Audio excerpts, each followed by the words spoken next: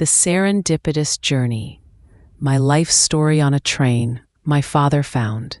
Chapter 1, The Echo of the Unspoken, Seattle, Washington, 2024. My name is Evelyn Reed, though most people called me Evie. At 65, my life, post-retirement from the quiet hum of a public library, was one of meticulously arranged solitude. My small house, nestled amongst blooming rhododendrons, felt like a sanctuary. Yet, within its calm walls, a profound emptiness echoed, a persistent whisper of something missing. A part of my story, my very identity, felt unfinished, a puzzle with a crucial piece perpetually lost. I was born in 1959. My mother, Margaret Reed, Maggie to her friends, was a vibrant, free-spirited artist. She painted canvases filled with wild colors and untamed landscapes, a reflection of her own independent soul. She was a loving mother, in her own unique way. But she was a secret keeper. The biggest secret of all, my father. Whenever I, a curious child, pressed her for answers, her replies were always poetic, frustratingly vague. Your father, Evie darling, he was the wind, a fleeting part of a grand adventure that gifted me you. Or, he was a passing comet, bright and glorious, but destined to vanish. As I grew, her answers solidified into a myth, a romanticized tale that left me feeling unmoored.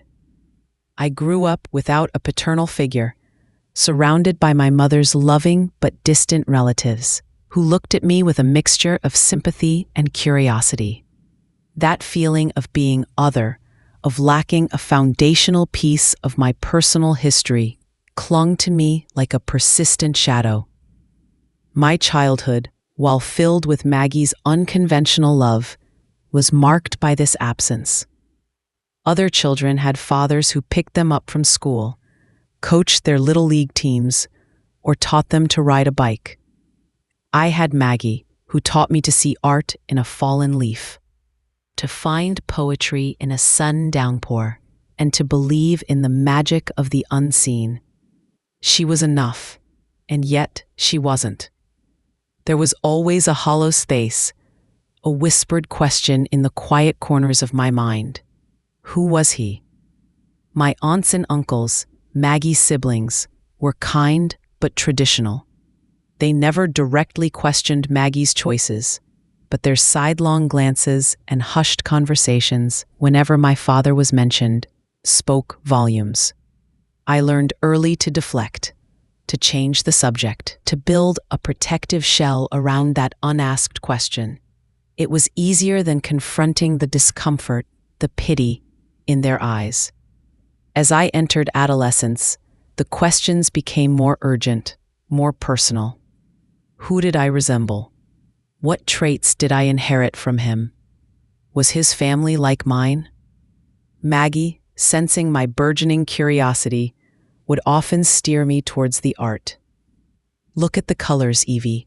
Feel the brushstrokes. That's where you came from, my love, from passion and creation. While I adored her art, it provided no genetic answers. The mystery of my paternal lineage became my constant, silent companion, a puzzle I carried in my heart, but never dared to fully articulate. I sought solace in books. As a child, the library became my second home, a place where stories had clear beginnings, middles, and ends.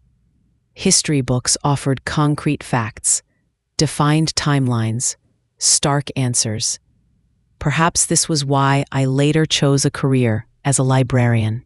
I found comfort in order, in classification, in the quiet pursuit of information. I dedicated myself to helping others find their answers, while my own remained elusive. My love for books and knowledge was a legacy from Maggie, yet it was also my personal quest for what she could not provide. Throughout my 20s and 30s, I made a few tentative forays into dating, but relationships never seemed to stick. There was always a barrier, a part of myself I couldn't fully share. How do you explain to a potential partner that half of your genetic makeup is a complete mystery? That you carry a lineage you cannot name? It felt like a fundamental flaw, a missing chapter in my own personal narrative. I often found myself withdrawing, choosing the comfort of my own company, the predictability of my books over the vulnerability of true intimacy. My life became a series of quiet routines, predictable and safe, yet tinged with an ever-present solitude. 20 years ago, Maggie passed away. She took her secret with her, leaving behind a profound grief and a house filled with her art. Her final years were marked by a gentle fading, her vibrant spirit slowly dimming. I sat by her bedside, holding her hand, my heart aching with unasked questions. In those final moments, I almost pleaded with her to tell me, to reveal the truth. But I couldn't. I loved her too much to burden her with my unfulfilled longing, to challenge the life she had so carefully constructed for us both. So, the words remained unspoken, the secret intact. I inherited boxes of her sketches, her journals. I tried to read them, to piece together the fragments of her life. But the pain was too raw, too recent. The loss of her physical presence was overwhelming, and the thought of delving into her deepest secrets felt like a betrayal. So the boxes remained, largely untouched, hidden away in the attic, gathering dust alongside the fading memories. I lived in her house, surrounded by her art, yet the most crucial part of her story, and by extension, my own, remained just out of reach. Then, just a few months ago, driven by a sudden urge to declutter, a common impulse in retirement, I rediscovered them. The attic, usually a place of forgotten storage, felt different this time. Sunlight streamed through a dusty window, illuminating the motes dancing in the air. Beneath a stack of landscapes, wrapped in an old silk scarf, I found it, a yellowed photo album, filled with snapshots of a young, radiant Maggie in the late 1950s. Her smile, even in faded print, was captivating, full of life and boundless energy. I saw her in candid moments, painting by a river, laughing with friends in a sun-drenched cafe, and tucked amongst them, held carefully in a paperclip, were a few unsent letters, written in a bold, masculine hand. My fingers trembled as I read snippets, references to shared dreams, future plans, a vivid description of a summer storm, signed only with a looping M. The words were tender, passionate, hinting at a deep connection. My heart hammered against my ribs as I turned a particular photograph over. Maggie, so young, so vibrant, standing beside a handsome, smiling man. His arm was around her, their hands entwined. He had light, almost sandy hair, a strong jaw, and eyes that seemed to sparkle with intelligence and warmth. There was a kindness in his smile that resonated with a longing I hadn't known I carried. On the back, in Maggie's distinctive, elegant script, barely legible now, "My only love, P. 1959. P. 1959. Portland, Oregon. 1959. The pieces clicked, the words "my only love" reverberating in my soul, echoing with a profound truth. This man, this was him. This was my him, the one Maggie had loved, truly loved. Could he be my father? A fierce, urgent longing ignited within me, a need to know, to finally fill that empty space. This wasn't just curiosity. It was a visceral hunger for completion, for a sense of belonging I had always lacked. I embarked on a frantic, desperate search. I spent hours online, poring over old yearbooks from Portland universities, historical archives, newspaper clippings from 1959. I cross-referenced names, faces, any detail, no matter how small. I contacted genealogy forums, hoping a shared family tree might offer a clue. But without a name, without any other concrete leads beyond P 1959, it was like searching for a ghost in a vast, crowded city. Online searches led nowhere. Letters to historical societies in Portland yielded nothing. The trail was cold, dead, leaving me feeling more lost, more incomplete than ever before. Every dead end was a fresh sting, a reminder of the secret that still held me captive. Feeling a deep, unsettling despair, a profound weariness from the ceaseless, fruitless search, I made a spontaneous decision. I booked a ticket on the Amtrak Coast Starlight, the iconic train journey from Seattle to Los Angeles. I yearned for the rhythm of the rails, the ever-changing landscape, the anonymity of travel. I hoped the long hours, the detachment from my everyday life, would somehow clear my head, provide a new perspective, or at the very least, help me decide how to live with this forever unanswered question. I needed to escape the walls of my home, which had become filled with the ghosts of unanswered questions and the echoes of Maggie's poetic evasions. The journey began. I settled into my small, cozy roomette, the rhythmic hum of the train a soothing lullaby. My fellow passenger, sharing the compact space, was an older gentleman, tall, distinguished, with a shock of silver hair and eyes that seemed to hold a lifetime of stories.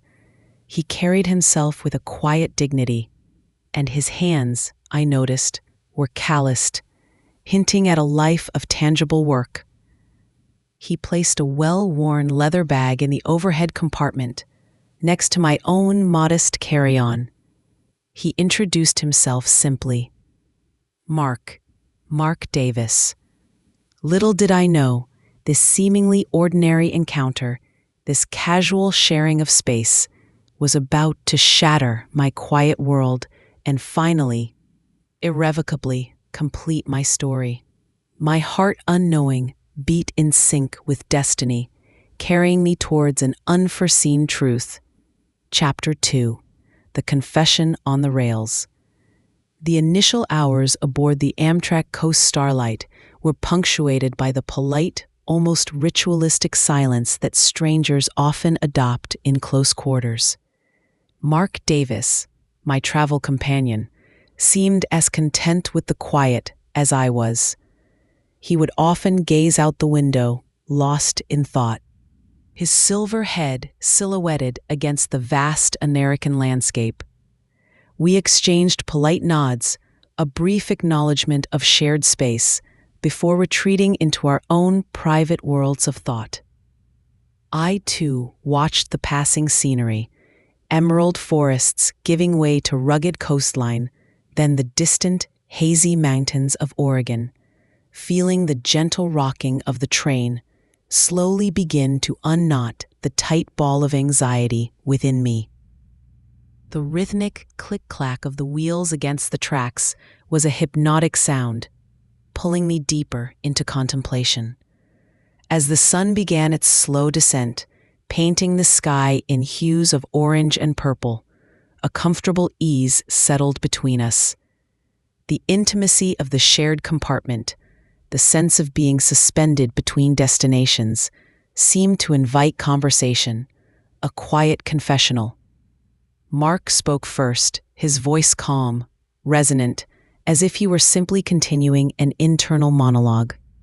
He was a retired documentary photographer, he told me, returning from a final project in Seattle. His career had taken him to far-flung corners of the world, capturing raw human emotion and the subtle nuances of landscapes. He shared anecdotes from his travels, tales of remote villages and fleeting moments captured forever through his lens. He spoke of his lifelong quest for authenticity, for the elusive truth hidden beneath the surface of everyday life. Photography, he mused, his gaze thoughtful. It teaches you to really see, to look for the truth, even when it's hidden behind a carefully constructed facade. His words resonated deeply within me. They touched a nerve I hadn't realized was so raw, so exposed. I, who rarely spoke of my deepest pain, found myself, almost involuntarily, beginning to open up. It was as if the anonymity of the journey, the fleeting nature of our connection, granted me a freedom I had never known in my structured, carefully guarded life.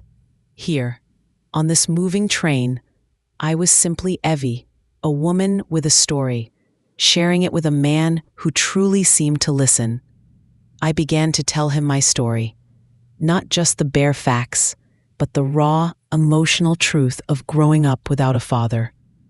The constant ache of that missing piece like a phantom limb.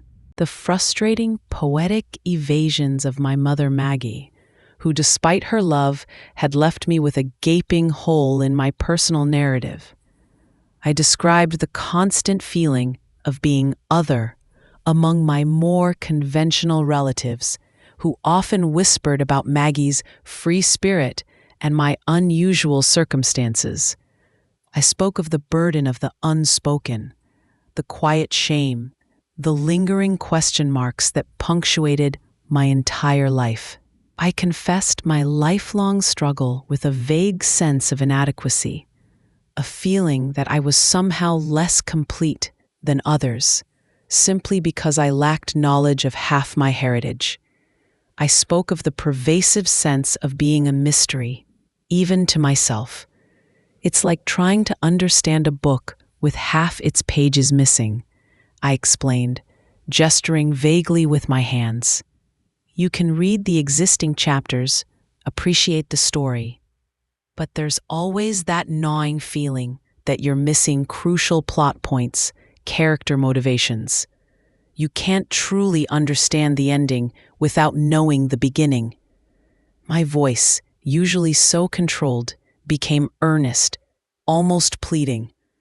I've spent my life trying to fill in those missing pages, to construct a narrative that made sense, but it always felt incomplete.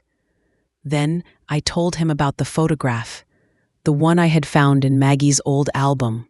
Her young and radiant, her hand intertwined with a handsome, smiling man, the cryptic inscription on the back, "My only love, P. 1959. I described the man in detail, his light, almost sandy hair, the way it fell across his forehead, his strong jawline, and especially his eyes, so bright, so perceptive, with a hint of quiet amusement. I spoke of my desperate, futile search, the dead ends, the gnawing sense of hopelessness that had driven me to this train. I've chased every lead, exhausted every avenue, I admitted, my voice tinged with the despair of a long, fruitless quest. It felt like searching for a ghost. A beautiful ghost, perhaps, but a ghost nonetheless. Mark listened intently, his expression unwavering. His eyes, usually so serene, grew sharper, more discerning, almost as if he were studying a complex subject through a powerful lens. He asked questions, gentle but probing, never interrupting my flow. What was your mother like, Evie? Her artistic style? Her temperament? Was she very independent? Did she speak of her family? Did she ever mention a specific city, perhaps a university? Each question, each word of my answer, seemed to strike a chord deep within him, registering in subtle shifts of his posture, a tightening of his jaw. As I described the man in the photograph, His light, almost sandy hair, his striking, perceptive eyes, the slight curve of his nose that gave him a distinctive charm. Mark visibly paled. His hand, which had been resting on his knee, now gripped it tightly, his knuckles white. The teacup he had been holding now trembled imperceptibly on the small table between us. He asked a few more specific details about Maggie's love for jazz, her habit of sketching on napkins, her distinctive, lilting laugh that could fill a room, her favorite color, a deep, vibrant cerulean blue. Every characteristic I recounted seemed to send a jolt through him, a silent electric current passing through the compartment. He looked as though he was seeing a ghost, or rather, a vibrant memory brought suddenly to life. The hours melted away as the train hurtled southward, through the darkness of the Oregon night. We talked until the compartment was bathed in the soft, ambient glow of the night lights, the world outside a blur of shadows. I felt an astonishing lightness, an unburdening I hadn't realized I so desperately craved, to pour out 65 years of unvoiced pain, of unanswered questions, to a stranger who seemed, miraculously, to understand it better than anyone I had ever known. It was as if a dam had burst, releasing a torrent of suppressed emotion. Finally, Mark interrupted me, his voice a low, unsteady tremor. His eyes, filled with a sudden, overwhelming emotion, were glistening with unshed tears. "Evie," he said, his gaze fixed on mine, you describe Margaret Reed. Maggie, we knew each other." My heart leaped into my throat. The world tilted on its axis. This stranger, this quiet, observant man, knew my mother? The woman who had been a mystery to almost everyone outside her closest circle? "You knew her?" I stammered, disbelief warring with a sudden surge of adrenaline and a wild, impossible hope. Mark nodded, a slow, deliberate movement. He took a deep, shuddering breath, then slowly, with a hand that now trembled uncontrollably, reached into his worn leather wallet. He pulled out an old, creased photograph. My breath caught. It was Maggie, young, radiant, her arm around a young man. His face was weathered by time, his hair now silver, but the features were unmistakable. The light hair, the perceptive eyes, the slightly crooked nose. It was him, the man from my photograph, the man I had been searching for. And on the back of his photograph, in his own handwriting, now faded but legible, "My Maggie, P. 1959. I stared at the photograph in his trembling hand, then at his face, then back at the image. The truth, like a physical force, crashed over me, hitting me with the raw power of a sudden, unexpected storm. The man I had been searching for my entire life, the unknown father who had haunted my dreams and shaped my identity, was sitting right in front of me. The rhythm of the train wheels seemed to slow, then stop. The world held its breath. My father, finally. The words echoed in the silent compartment, a revelation so profound it shook the very foundations of my existence. Chapter 3. A past undone, a future rewoven. The silence in the compartment was deafening, broken only by the rhythmic hum of the train and the frantic beat of my own heart.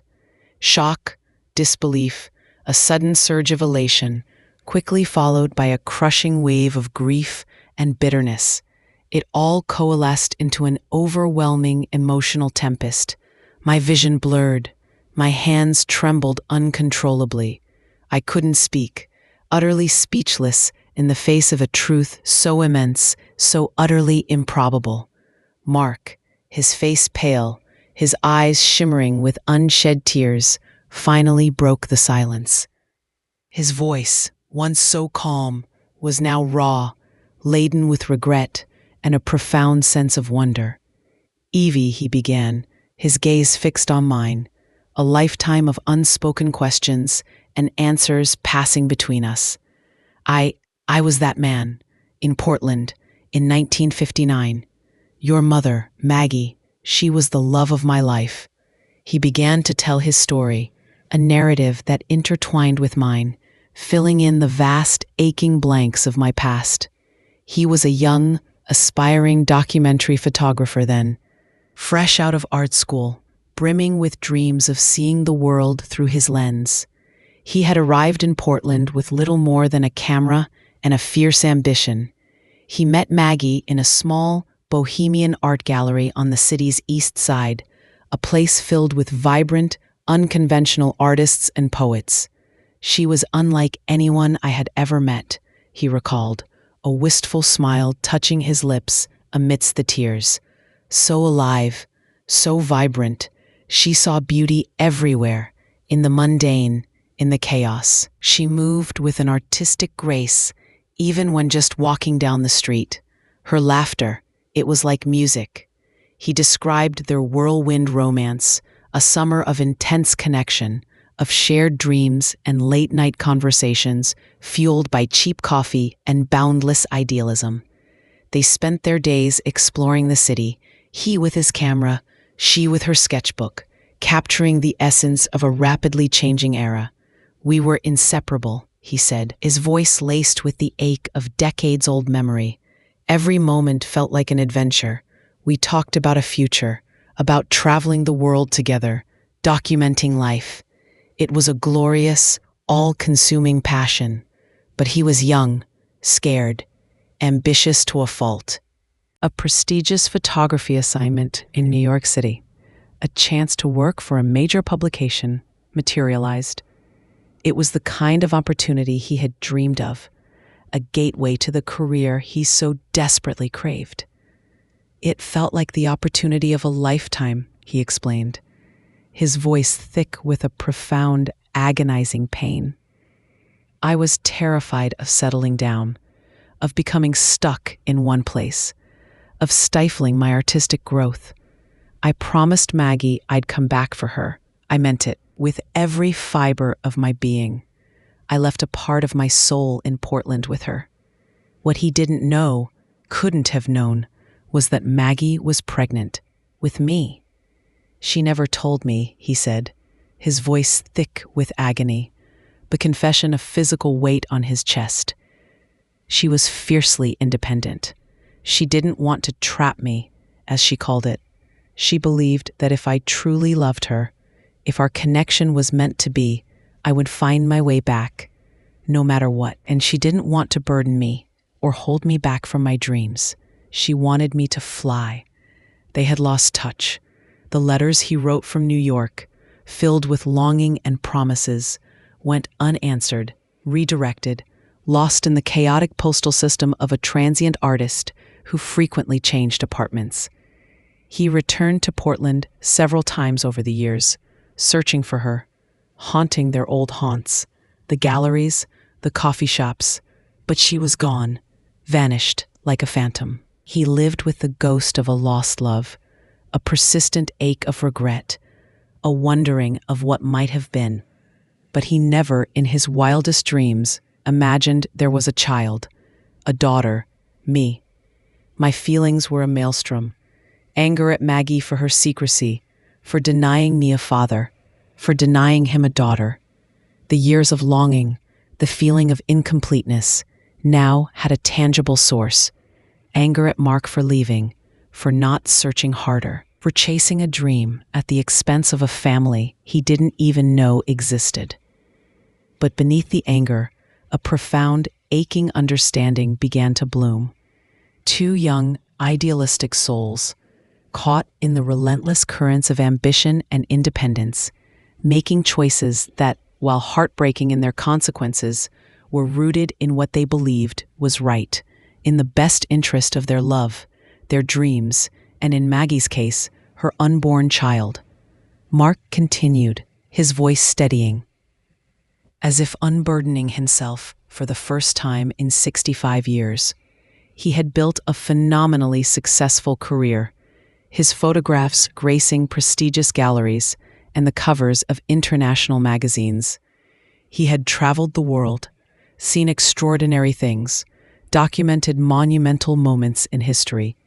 He had achieved every professional ambition he had ever set for himself, but he never married. There was always a missing piece, he confessed, his gaze fixed on me, a depth of sorrow in his eyes, a sense of incompleteness. No one ever quite measured up to Maggie. I always carried her photograph, a constant nagging reminder of the one that got away, the one I truly loved, the one I let slip through my fingers. I reached into my bag, my hand trembling, and pulled out the faded photograph of him and Maggie, the one with Maggie's poignant inscription, "My only love," I whispered, holding it out to him. He took it, his fingers tracing the faint script, a profound reverence in his touch. Tears streamed freely down his face now, blurring his vision, but there was a new light in his eyes, a desperate hope. "She kept me too," he choked out, his voice thick with emotion, his voice cracking with the weight of the revelation. "She never forgot. She loved me even then." For hours we talked. The rhythmic sway of the train became a soothing backdrop to the unraveling of our shared history. We pieced together fragmented timelines, asked 1,000 questions, answered 1,000 more, desperately trying to bridge the 65-year chasm that separated our individual pasts. I learned about his career, his travels, his quiet life, the places he had seen, the moments he had captured. He learned about my childhood, my work as a librarian, my own quiet pursuits, the books I loved, the routines I cherished. We were two strangers, suddenly and irrevocably bound by a past neither of us had fully known, now eager to discover the present. We found common ground in unexpected places, a shared love for the arts, for quiet moments of reflection, for the beauty of unspoken understanding.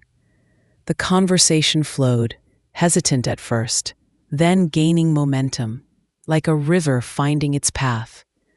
As the train pulled into the bustling station in Los Angeles, the final destination of our long journey, an unspoken decision had already been made. We weren't separating. Not now. Not after this.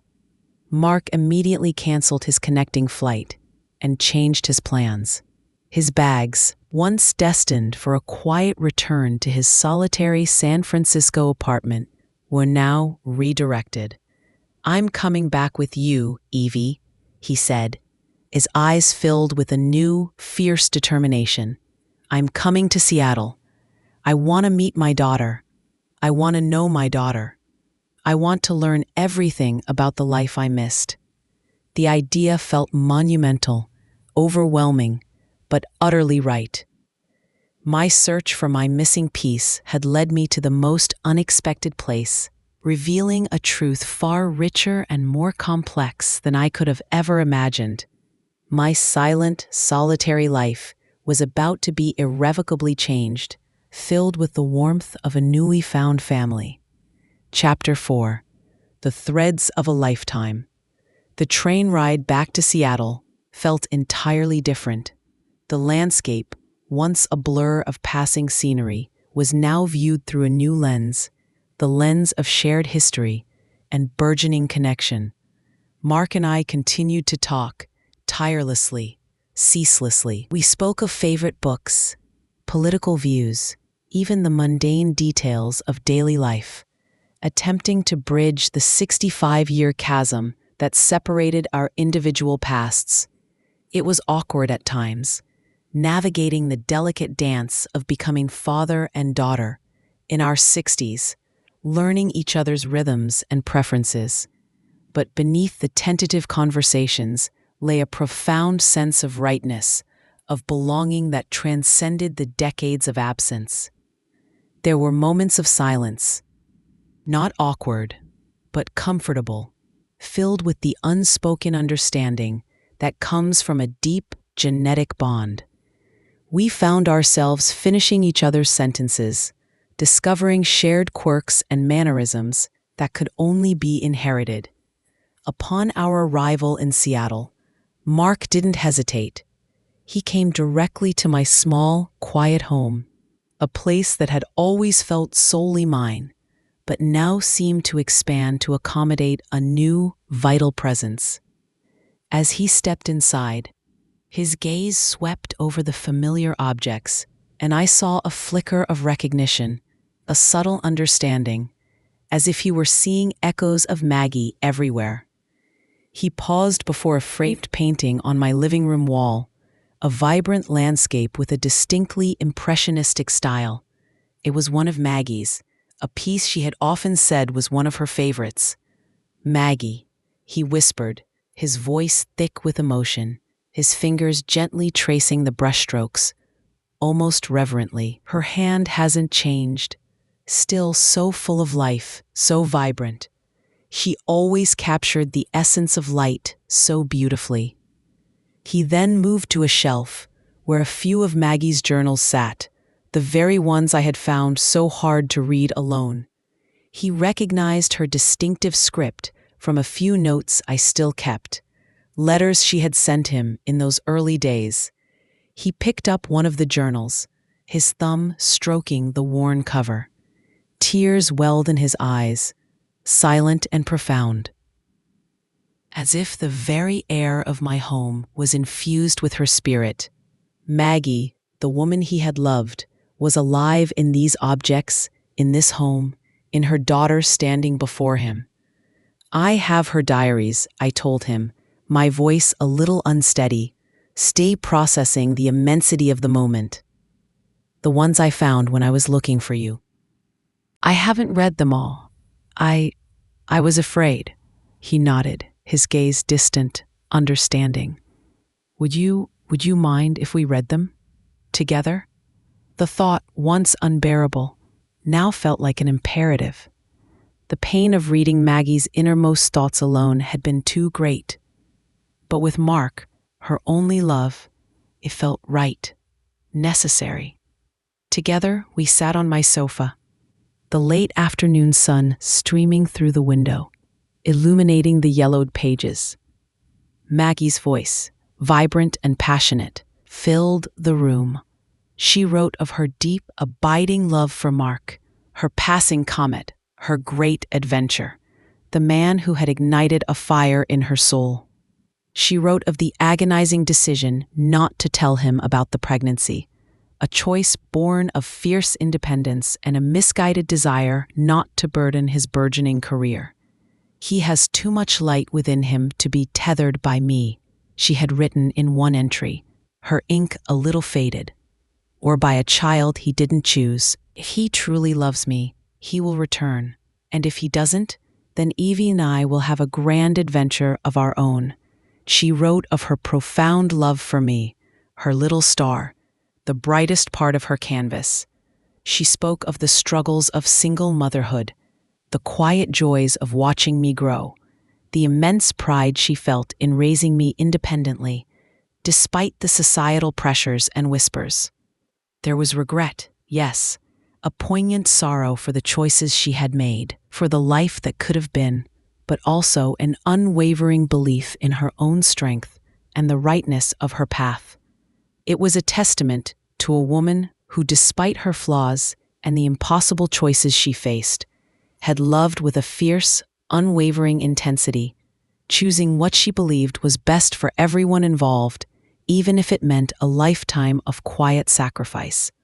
Reading her words, seeing the depth of her emotions, brought Maggie alive for both of us. For me, it was a profound understanding of her motivations, a complex tapestry of love, pride, and heartbreaking pragmatism. For Mark, it was the echo of a love he had carried for decades, finally given context, finally understood in its tragic beauty. The missing pieces of their story, and by extension, my own, were finally falling into place, revealing a narrative far richer and more nuanced than any of us had imagined. The diaries didn't just explain Maggie's choices, they explained so much about me. My quietness, my introspective nature, my deep appreciation for hidden beauty, my love for solitude, it all made sense now. I was her daughter in every sense of the word, a living canvas of her spirit. Mark decided, almost immediately, to make Seattle his new home.